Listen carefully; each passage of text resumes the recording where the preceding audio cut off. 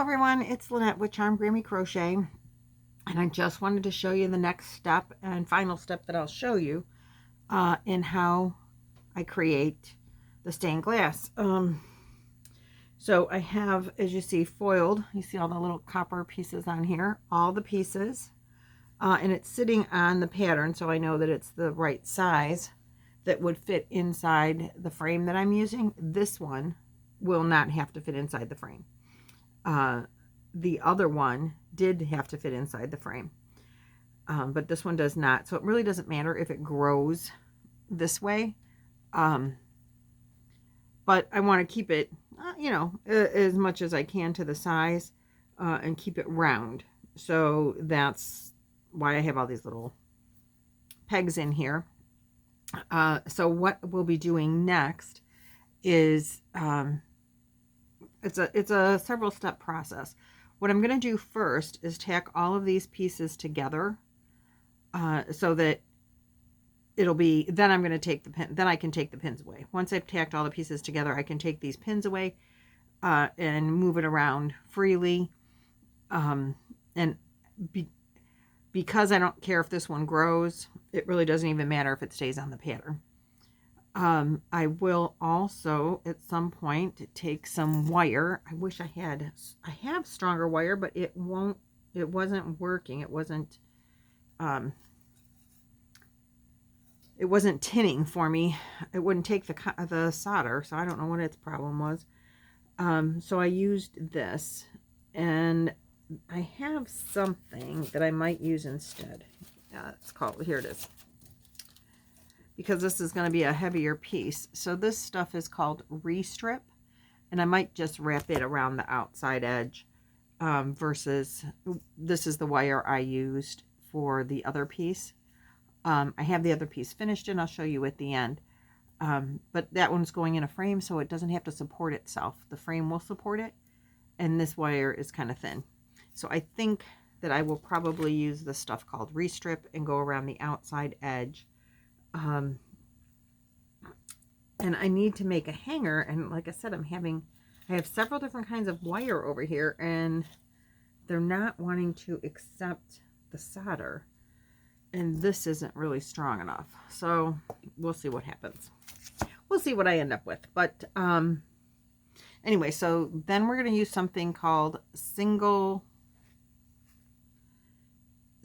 flux, and you have to have flux and solder to hold it together. So this is the solder. I use a 60-40 solder. There's a 50-50 solder. I don't remember what the difference is, or I think I've only ever used the 60-40. I don't know why you use the other one. I don't remember. You'd have to actually ask somebody that does this on a regular basis. And then I'm going to use my solder gun, my solder iron, I should say. It's not a gun, it's an iron. I've had it heating up. Let me get it tinned here and nice and usable. So this is my solder gun, iron, and it's got a temperature thing, but I think it's in Celsius. I don't know. I've never changed it. It's always this, and it stays this forever. And it does come with a like, this is a, it holds it. If your solder doesn't want to melt, then this is a wet sponge, and this is called tinning your tip, and it cleans off any like corrosion. You see this? Oh, I don't know if you can see where it's like looking corroded right there, not shiny. You're just wiping off the corrosion. So this is a wet sponge. I've had my iron plugged in for a few minutes already, so it should be nice and hot. And so what I'm going to do first, I just pour a little bit of the flux, which is a liquid, in, and you use a brush. And wherever you're going to solder, you need to put some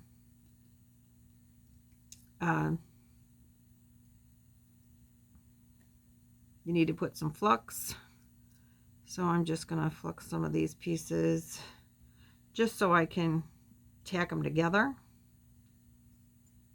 And then I'll do more flux in a few minutes. And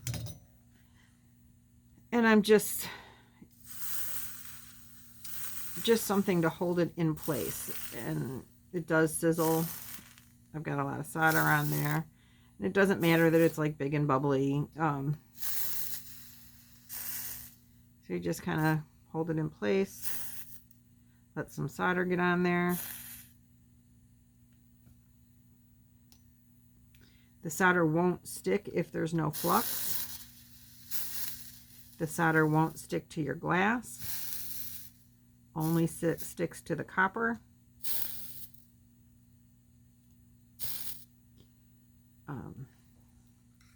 If you get this too short without any handle, it does get hot. You can feel the burn. Let's see. Melt these pieces together here. It really doesn't matter that they're kind of far apart. This one's a little, I could have spread this out a little better, so maybe I will. Just keep the solder warm, and then you can move your things around a little bit so that that space isn't so tight here and so big here.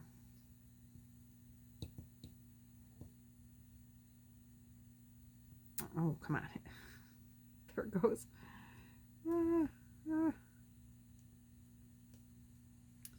Good enough. Let's see, where else did I solder? I mean, did I flux? Nowhere. So, like, there's a little bubble right here. It's not stuck to the glass. Yeah, sure. There it goes. See, it just moves. So let's see what else we can put some solder on to hold things together. Oops, moved it. Oops, moved it again. I should have put pins in here so this doesn't happen. But I didn't, so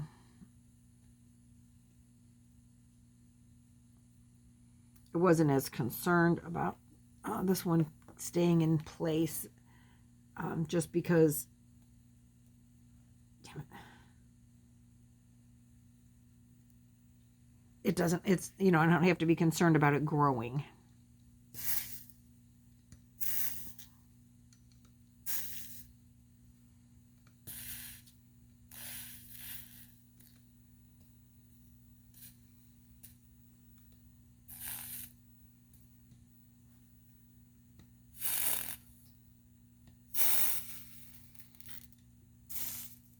It is sizzling a little.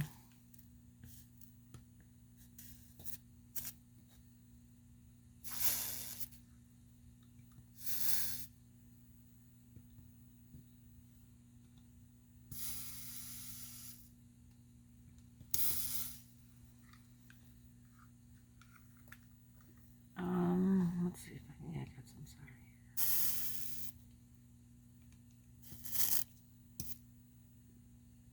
here. Okay. Oh, I think I can solder this right here. And I want to put a little flux on this and give it a tack down. Oops.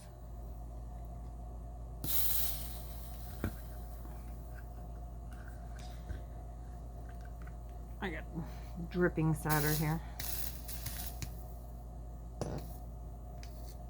It kind of like sucks it up, which is kind of cool. Like these little drops, they'll just kind of get sucked up onto your iron. So because I don't, like I said, I don't care if this one grows, I can take these out and just put them in. I have a little bin over here. If I'm doing something that's square, which most things are, I have that wooden board that I showed you in the first, where I was cutting the glass on, has a perfect square on one corner, so you could build from that corner out. But there's also, I have this really cool, why is there water here? Oh, that's probably, okay, never mind.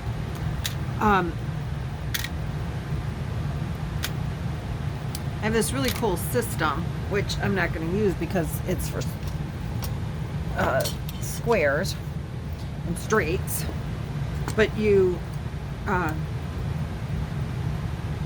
can make it to be different sizes with these pins, which is really kind of neat. So if I want to, if this, like I could pin this together,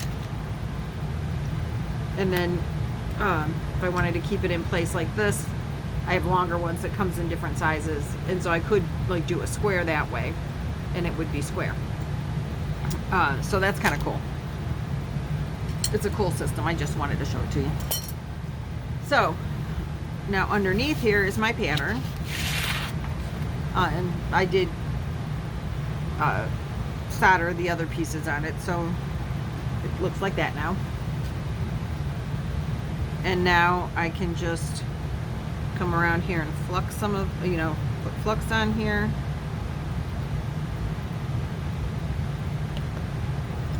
And then you just kind of put the iron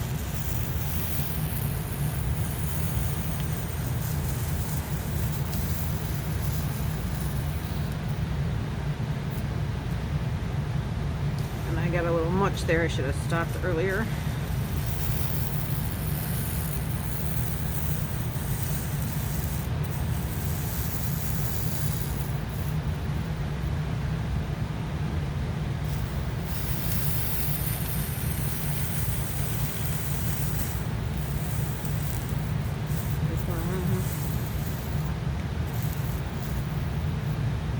Now this edge is kind of yucky looking, so I'm just going to go over it. I got a lot of sizzle coming back at me here.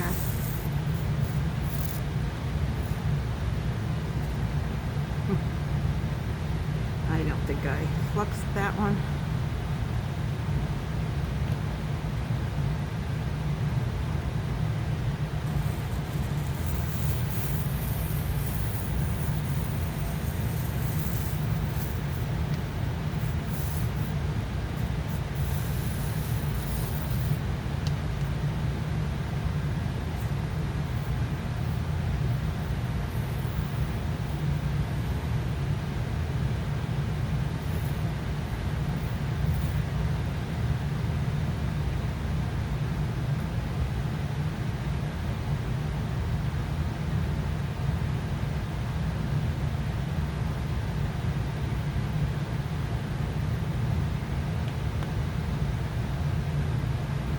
Got a lot of solder,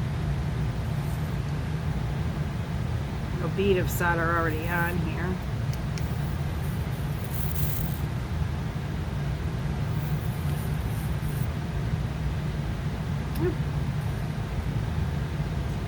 I kind of want to fill this in,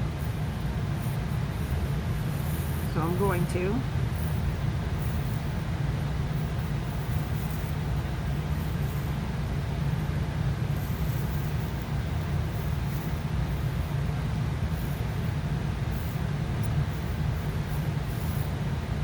I don't know if I fluxed it. Oh, I did.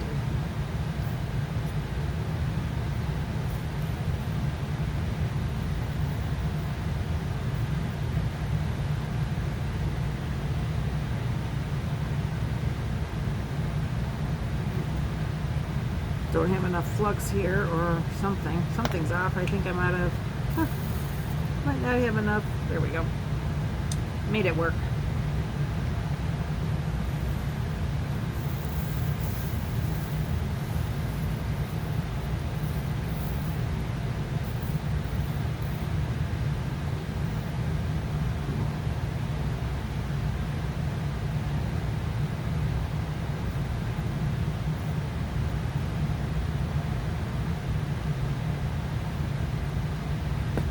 And so this is what you do the whole rest of the way around everything. Just put the flux on it.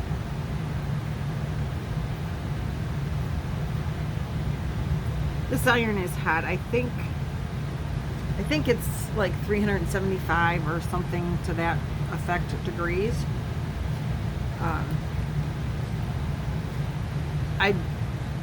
When I took my first class, I got this iron with the class, I think. Because I sure don't remember purchasing it separately. But it's a nice iron because it has a temperature control, but I think the controls are in like centigrade, and so they don't mean much to me. I leave it set at whatever temperature. I think I had it set at 20 years ago when I learned how to do this. I don't think I've really ever messed with it because it works. And you know what they say, if it ain't broke, don't fix it. and so I don't.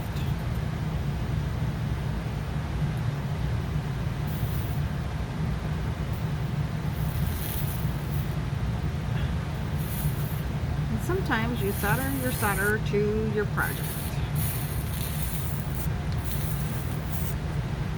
So you just want to go through and make them all look nice. I can turn this because, you know, to get it at a better angle for me to do my soldering.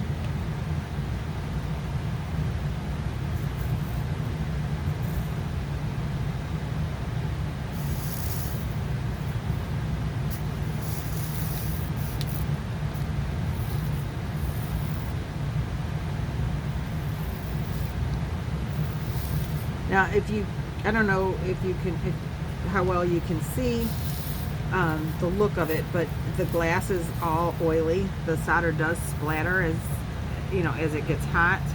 Not the solder, the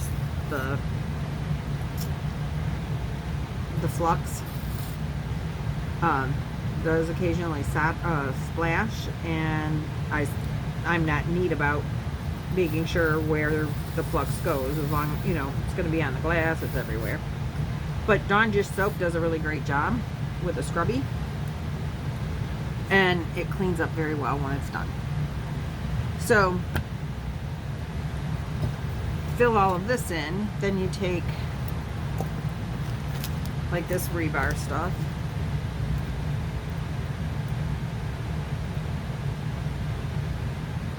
well, and you wrap it around the outside and you solder it together, and that'll give you a nice round section. And then anywhere that it's not perfect, you fill in with solder, just like I've been doing here.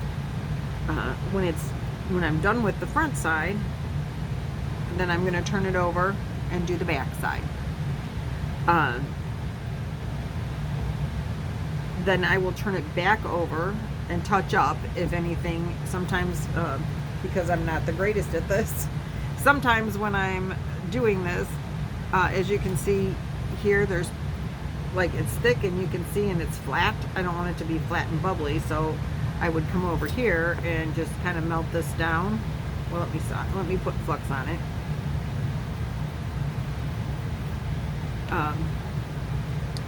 And I would add more, I mean, normally, but if it looked like this, then I would want to like smooth it out and make it look good. And in doing that, sometimes you kind of open a rabbit hole, because you heat this up to melt that big blob of stuff, and then when you turn it back over, you've messed up the front side, so then you gotta kind of, you know, play with it. People that are really talented at this probably don't have to do that. But like I said, I am way out of practice, and I never was the greatest at it anyway. I don't know why this looks like it's sticking up. So then you would also need to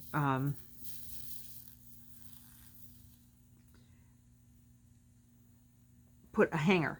So you would just use wire like this, but thicker. I wouldn't use this wire. And you, what I was taught to do was you take your wire around your brush, and you do this, and you make a really good little circle. And then you just, when you're soldering, you know, the edge around, you just solder the circle on there too. But this wire is not strong enough. My stronger wire, and I'm sure this is the wire that I've used in the past, and I tried to use it earlier today, and it would not, maybe because it's getting old, I don't know. It wouldn't hold the solder. But I tried to do it with the other one earlier. This wire I would use to, you know, hang it with, but it's not taking the solder, so I don't know what its problem is. So that's how I'm going to finish the project. And we're 20 minutes in, so let me show you the one. I'm just trying to clean my hands off over here because I finished it. So this is the one that's going in the frame. This is what it looks like. I did, so after it's soldered and I wash it, And I just used, like I said, Dawn, and then I clean it up with Windex, you know, to get the Dawn off, and make it all nice and clean. Then I used what's called Patina, and I used black. Comes in different colors, black, copper, or silver. No, not silver. Black, copper, and, well, that's copper. That's copper. Maybe just black and copper. I thought it came in 3 colors. Well, I have 3 colors. I mean, I have 2. I have 1 black and a bunch of copper, so maybe it only comes in 2 colors, because then you could also have the silver. So it looks like this when I patinaed it. I did not patina the back side, because this is going to go up against the mirror and you're not going to see it anyway. And my husband might decide that he likes the silver and not the black. I like the black, but let me show you what it looks like in the frame. So I hope you can see this. So this is, I'm just going to hold it sideways so that you can see the whole thing. But this is the frame with the eagle on top. And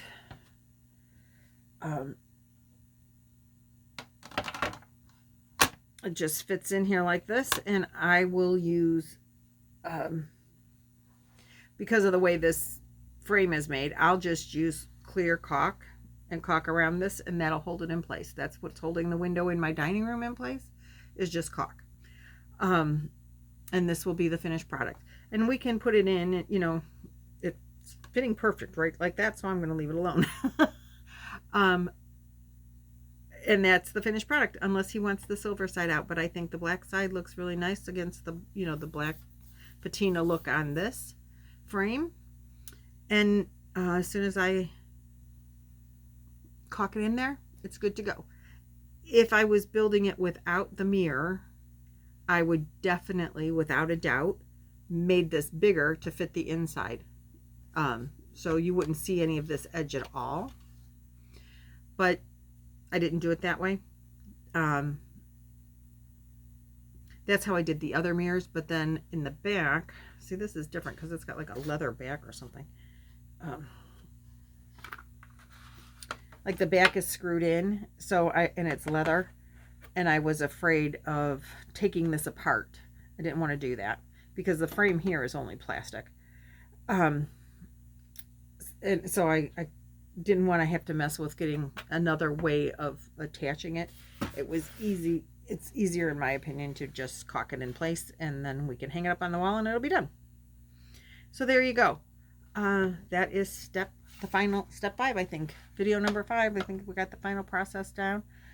When I have this one finished and pretty, I will show it to you, and I'll show them both to you up in the dining room or the yarn room, where you can see, you know, where you can see them in the light, light that's not dungeon. So I do appreciate you guys watching. I hope you found this at least entertaining and informative, I guess. But as I said in previous videos, I am not an instructor. I am not really much of a stained glass artist. And this is not a tutorial on how to, just an informational, this is how it works. This is the process. This is how I do it. There's probably better tips and tricks, but like I said, I'm way out of practice, and you know, it was always just when I can get to it kind of projects that I like to do. So that's what I got for you right now. Thanks so much for watching and commenting, and I'll see you in the next yarn video. Have a good one. Bye.